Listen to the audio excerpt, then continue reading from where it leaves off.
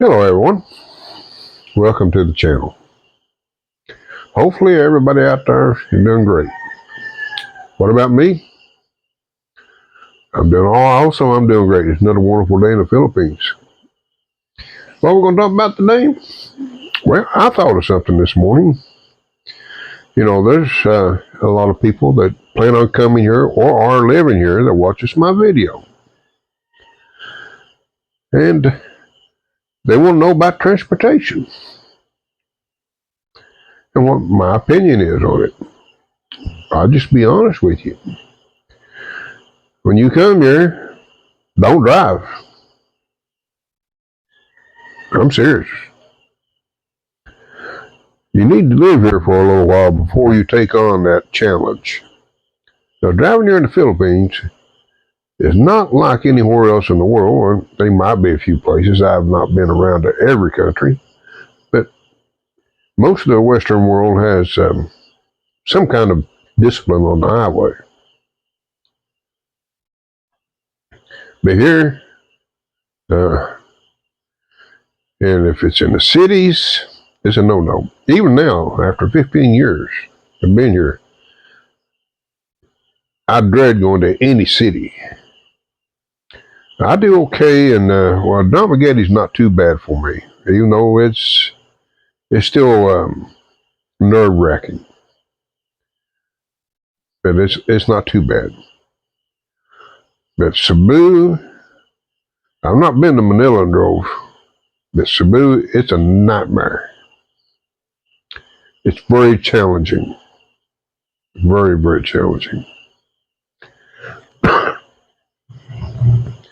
So I posted a video on I shared a time on my timeline, an old video that Grace and I on a motorcycle driving in Cebu. That's when we lived in Cebu. It ain't the same anymore. Nothing like it was when I first came here. And that little 125 Honda, we had so much fun on it. We enjoyed moving around. I'd give anything if I was smart enough to take on a YouTube channel then. I regret that more I look back on it. Because we did so much during those years. Different things, different places that would have been so entertaining. The Philippines has a lot to offer. Driving's not one of them.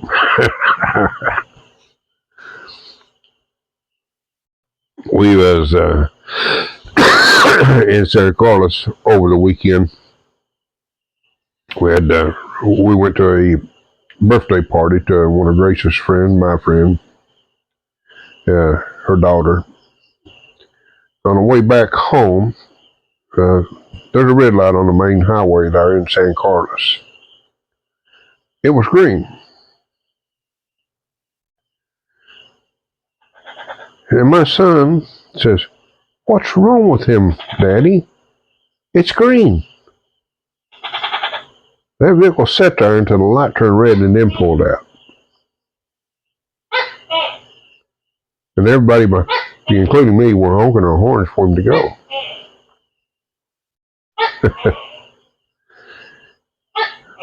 It looks like that the driving habits are migrating into my area. Not good ones at that. It's, like I said, it's a very challenging thing to do.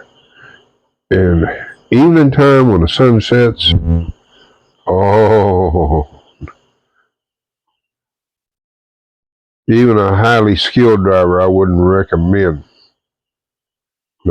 driving at night. That's when everybody comes out because the temperature's cooler. It's not surprising to see bicycles and people walking that with clothes and things that you cannot see. They don't understand at night, if you're on a highway, you need to wear something bright and have reflectors and all that stuff. Not here. It's, I drove last night from Vallehermosa, which is not far from here. I was only 15, 20 minutes, something like that. Virgil was running late at school yesterday. They're doing their what they call moving up ceremonies, where they give out awards and things. By the way, I'm still a proud dad. They did do all that. And we decided we'd eat in Vallehermosa at a little restaurant that we know. And then it got dark, and I had to drive home. What a wake up. Made me even more confident that nighttime is not a good time, or not when it's dark. You don't drive in the Philippines at night.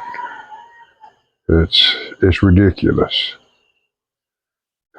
Like I said, it's challenging at the best. Now, for those that have been here for a while, and you decide you do want to drive, or you moved out away from convenient public transportation, that's one thing about the city. You really don't need transportation. It just happens to be a convenience if you have it. And also, you'll find out that parking is a big issue. Most places of business, they don't have much of a parking area. Even at the malls, they usually are very limited. And now there are a few that's not as limited, but they still are limited. That's one of the first things I noticed coming to the Philippines.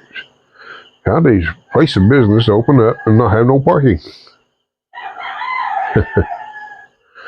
And if they do, we got a slot for 3 or 4 vehicles. That's pretty common.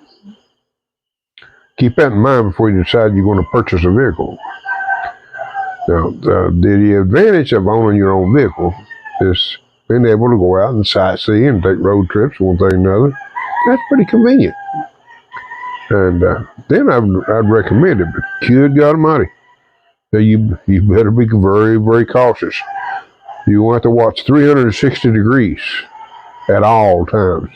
You can't sit there and rattle and talk to one another and get your mind off what you're doing. You will have an accident.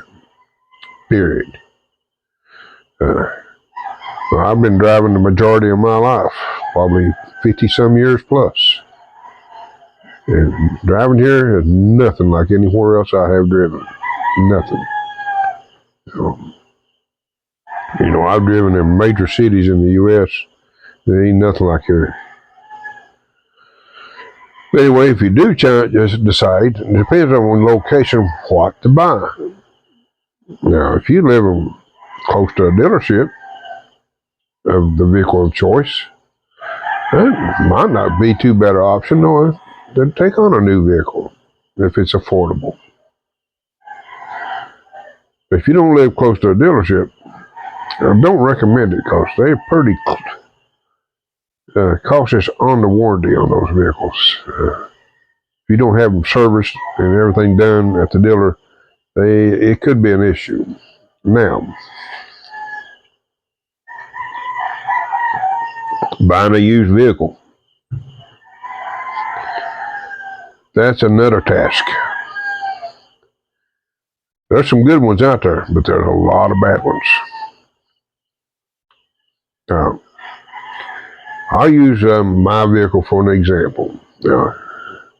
I knew before I even decided to make the purchase, because I already owned one little truck, which was done very similar. They're called surplus. And what happens is, in Japan, that's where the majority of them come from, before they put them into a container, they are cut down. The tops of the vehicle is chopped off. Now the main driving components is all there, intact. The body itself is chopped down so they make it easier for shipping and put more vehicles in a container. Approximately how many, I'm not one up close to look at them, but they do stack them on top of one another, and when they get here, I guess they are auctioned off, or you got a set price what they sell them for, and it's what they call assemblers purchase these units, and they put them back together and change them from a right-hand drive to a left-hand drive.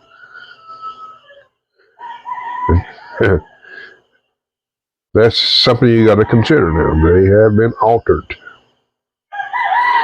In most cases, it's not an issue. Now, your wipers will work backwards. Instead of wiping this away as we're used to, they wipe the other way. Your mirrors, they don't adjust as good on your side mirrors due to the fact they still are designed for right-hand drive. Takes a little getting used to them, but it's not that big a deal. Headlights are the same way. They are designed for right-hand drive vehicles, which means the angle of them is actually towards the left. And most of them do not get changed. Now, I have modified mine to an extent, and very limited, but still, they're not like a left-hand drive vehicle. Little things that you got to get used to. Turn signals, they're still on the right side of the steering column.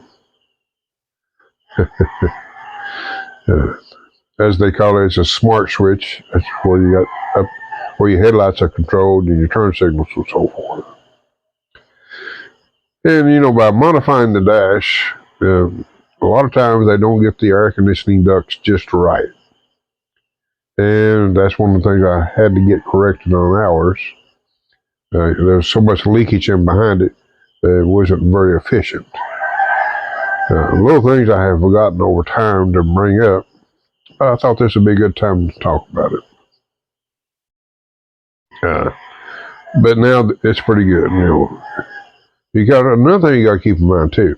Most of these are high mileage vehicles to begin with, and you're going to have some maintenance. You're going to have some issues. Is it worth it? That depends on your financial situation and how mechanically inclined you are, and how pursuant you are of looking up things in order to get a fair deal on things that you will need. I've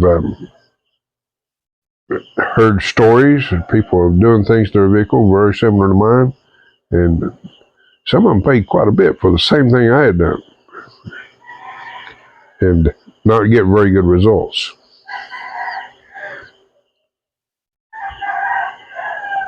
That's another thing you should consider before buying any used vehicle. Locate a reliable mechanic. I recommend 2 reliable mechanics. That's something I did over the years. I've narrowed it down. I've got 2 very reliable mechanics. Now, why? Because you're going to need them. Because, again, these are high mileage vehicles. And also, do your research on parts availability. Now, there's a lot of these surplus vehicles that are now hitting the market. Parts available for them is not as good as what the one I drive. In other words, the newer the model is, the way you find that out before making your choice, you get the body number and Google it. That tells you the year of manufacturing. Because here, the paperwork will not show the year of manufacturing. It shows the year of first registration in the Philippines. That's the model year they call that vehicle. Yeah, I know. Like mine was built in 2009, but it's titled as a 2021, I think, something like that. Anyway, it's 4-year-old. Just done new registration, and I didn't even pay attention. But anyway, it's and there's nowhere close to the year it was built, which makes it an inconvenience about finding parts. Uh, you have to basically know what you're looking for to, and have knowledge of that to get what you need when you need it. What your first things you're going to expect? Well, since it has a high mileage vehicle, the wear items are ready to be replaced. That's going to be things like front wheel bearings, CV joints, if it's front wheel drive or all wheel drive, depending on the vehicle, ball joints, tie rod ends, and occasionally even they call them a cross joint, I call them a U joint. Those have a tendency to be worn also. Those are wear items, plus brakes. The rear wheel cylinders, they if they've been sitting a long time, the seal dry out in them, and then they have a tendency to leak. Things of that nature, you will have maintenance to do. Is it worth it? In relation to buying something new, well, depends. Everybody's situation is different. To me, it's not that big a deal. It's not a monthly payment I have to look at. And, I live on a strict budget, and I have limited resources. And there's times that it's tough, but we manage. But you're going to have those issues. And then occasionally you will have an issue like I had. You get a vehicle, and even though the assembler will do their best to make it sure it's okay, they don't drive them on a daily basis, so they won't catch some things. Like with mine, the head gasket issue. When I purchased it, the first thing that I was having an issue with was adding coolant. And I done all the necessary things over time trying to correct it. But it always took a little coolant I had to add to it. And I never really pushed the vehicle, so I drove it 4 years with a bad head gasket.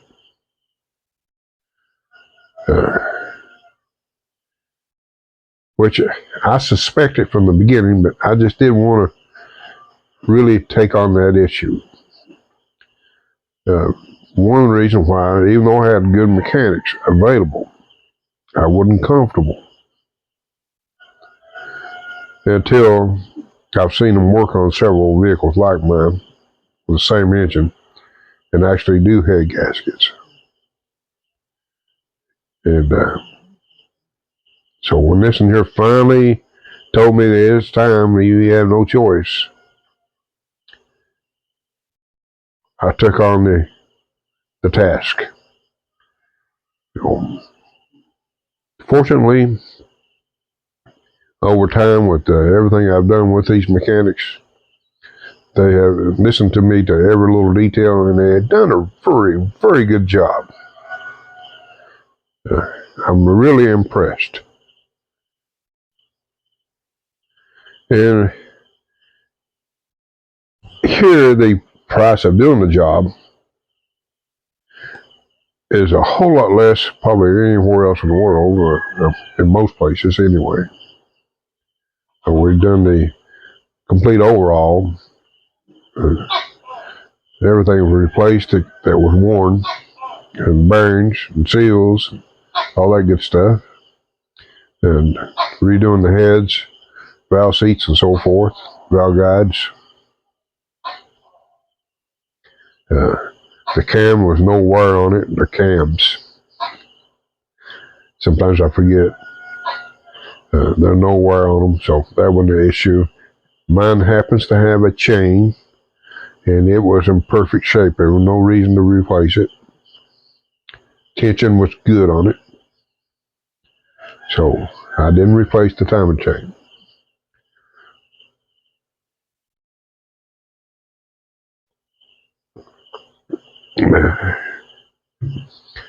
over time, how much have I spent on it? Over the 4 years, I probably have spent right around $1,500 thereabouts. That's probably pretty close. I have spent, including the engine overhaul, replacing the wear items, brakes and so forth, and ball joints and things of that nature. The radiator, water pump, hoses, belts, tensioner bearing. A lot of things I've done over time. And that would be roughly what, just say 100,000 pesos. Was it worth it? Well, 4 years, and you do the math, it still don't add up to a payment. I consider it a fair deal. I got a dependable vehicle, and it drives good, gets me point A, point B. I'm comfortable. That's another thing too. These vehicles, they're good for people up to around 6 foot tall. When you get over 6 foot, there could be an issue, especially in the pickups, little trucks. If you get 6 foot and above on those, yeah, you got an issue with leg room. Even with me, the little trucks, they're borderline being very uncomfortable. But I didn't mind because it was easy to drive and very easy to control and so forth. But if you're over 6 foot, I don't recommend it. And if you're like me, you get it of size, that could become an issue too. In my little van, no. The little trucks now, it depends on your size. A large man in those little trucks just doesn't work out very comfortable. So that's that with that part. Would I buy another one? Sure.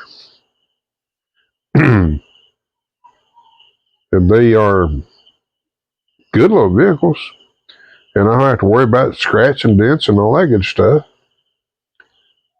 And compared to, say, if you bought a new vehicle and you're out of warranty period, parts might get stuck with dealer items only, and they might have to order. You could be down for months.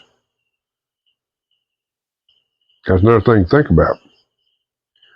Talking about something simple. I'll give you an example. This little vehicle I bought, and I actually ended up selling it. This years ago. I bought a little Suzuki Solo. Had an issue with it shut down when they get to operating temperature. And that's how I ended up finding a decent mechanic, by the way. Sometimes mechanics get this thing at frame of mind, they just won't, especially here, they won't listen. They want to go after items that has nothing to do with the issue. But I pretty well knew what was wrong with that vehicle. The crankshaft sensor.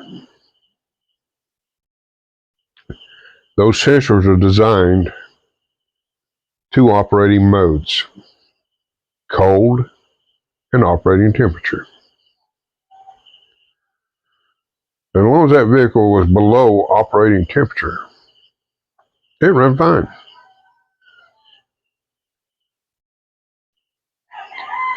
Getting the crankshaft sensor for that vehicle was a total nightmare.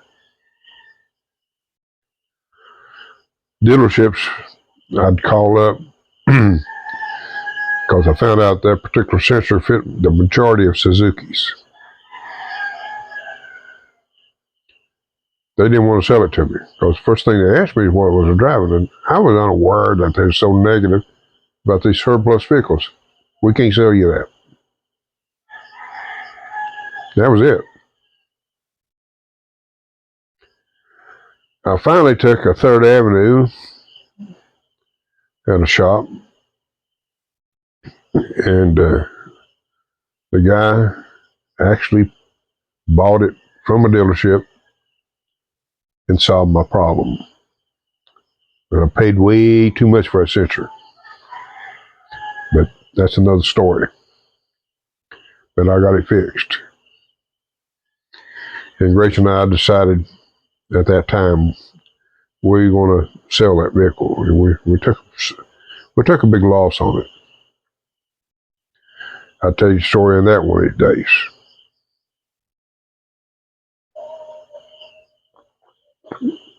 Anyway, folks, I thought I'd touch base on driving here in the Philippines. It's something of a very challenge. Now, you will be amazed, or not amazed, you'll be shocked of some of the things that happens while you're driving. Getting cut off, get passed and stopped. Motorcycles popping out of nowhere, and with families on board, and won't even look if traffic's coming, period. It just makes you wonder, what are they thinking? What are they thinking? It just don't make sense. And you get behind those vehicles and you notice there's no plate, so you know right off the bat, no registration or no insurance or anything. And the majority of them won't even have helmets on. It's very dangerous to drive here. Very, very dangerous. I can't recommend.